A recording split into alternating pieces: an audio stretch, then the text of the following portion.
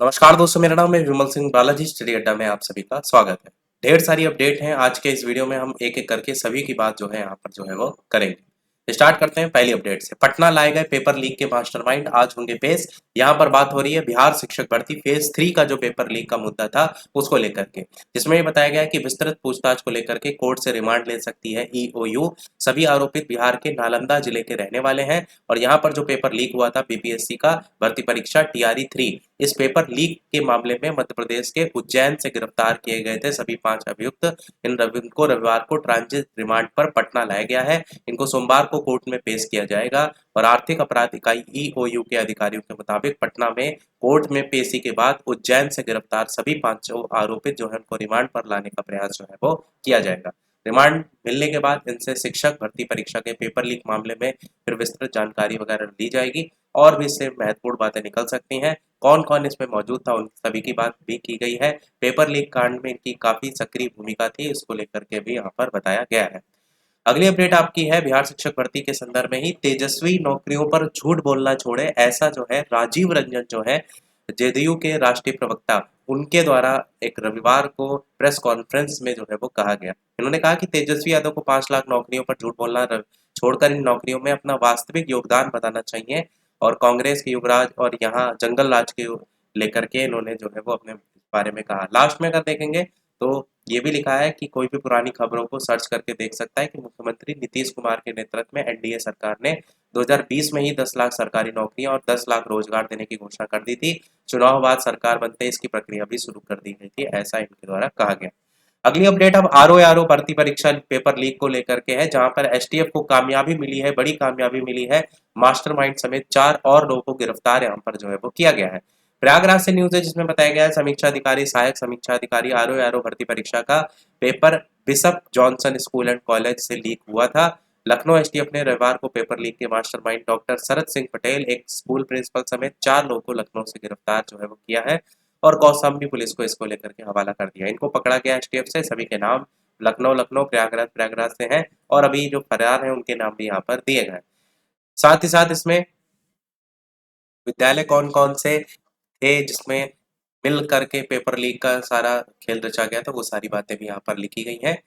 Last में ये भी बताया गया है कि 1 लाख रुपए एडवांस लेकर 11 फरवरी 2024 की सुबह अर्पित विनीत ने परीक्षा केंद्र में पौने 7 बजे कमलेश पालक को बुला लिया था और चारों सेट के पेपर की फोटो खींच करके कमलेश ने सौरभ शुक्ला को व्हाट्सएप कर दिया था। फिर इसके बाद ही पेपर फिर वायरल हो गया था और ये ऊपर 5 लाख रुपए में पेपर आउट करने का सौदा हुआ था।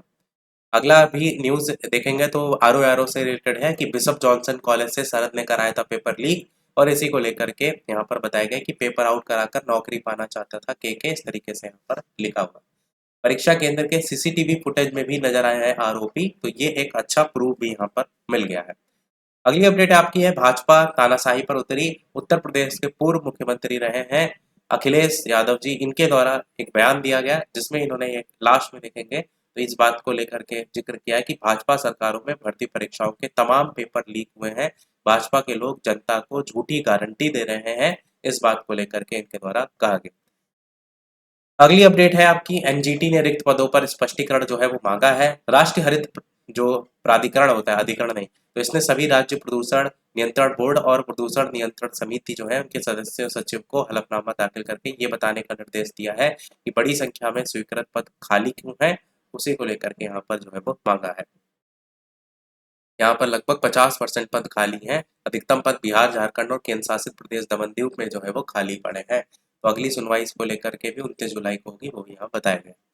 अगली अपडेट है 11वीं-12वीं के छात्र 11 विषय ऑनलाइन पढ़ेंगे। एनसीईआरटी ने 11 विषयों के बनाए हैं 28 पाठ्यक्रम। मुजफ्फरपुर से न्यूज है जिसमें डीईओ को दिया गया है बच्चों के रजिस्ट्रेशन का आदेश। किस स्कूल में कितने बच्चे जोड़े गए इसको लेकर के रिपोर्ट भी यहाँ पर मांगी गई है। अगली अपडेट है 15 से 18 मई तक अंग्रेजी समेत 15 विषयों की परीक्षा पेन पेपर से होगी। यहाँ पर सीयूईटी यूजी की परीक्षा की बात की गई है। एक दिन में कुल 4 पेपर की परीक्षा जो है यहाँ पर होगी, तो इसका कार्यक्रम जारी कर दिया गया है। जिन्होंने भी आवेदन किया है देख लीजिएगा, एनटीए परीक्षा कराता है, यूजीसी परीक्षा तिथि जारी कर दी गई 15 से 24 मई तक ये होगी। इन विषयों की परीक्षा पेन पेपर से होगी, वो यहाँ पर सभी विषय दिए गए हैं। इन विषयों की कंप्यूटर आधारित परीक्षा होगी, वो भी यहाँ पर दिया गया है। सबसे अधिक इंग्लिश विषय का होगा चुनाव, वो भी यहाँ पर दिया गया है। अगली और इस वीडियो की लास्ट अपडेट, 4 वर्षीय स्नातक के बाद किसी भी विषय से आप पीएचडी कर सकते हैं। तो 4 वर्षीय स्नातक के बाद छात्र अब सीधे राष्ट्रीय पात्रता परीक्षा नेट इसमें शामिल हो सकेंगे। इसके साथ ही वो पीएचडी भी कर सकेंगे। यूजीसी के अध्यक्ष जगदीश कुमार ने इसको लेकर के जानकारी दी है। राष्ट्रीय पात्रता परीक्षा में भी शामिल हो सकेंगे और छात्रों को 5% छूट भी मिलेगी, उसको लेकर के यहाँ बताया गया है। बाकी इसी को लेकर के डिटेल में यहाँ पर बताया गया है। जो भी यूजीसी नेट के करना चाहते हैं डिटेल में इस न्यूज़ को पढ़ भी सकते हैं।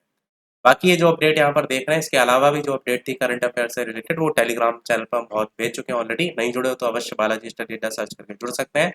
वीडियो सभी लोग लाइक शेयर सब्सक्राइब अवश्य कर दिएगा। कोई प्रश्न हो कमेंट पूछ लीजिएगा। मिलते हैं अगले अपडेट में, तब तक के लिए नमस्कार, जय हिंद।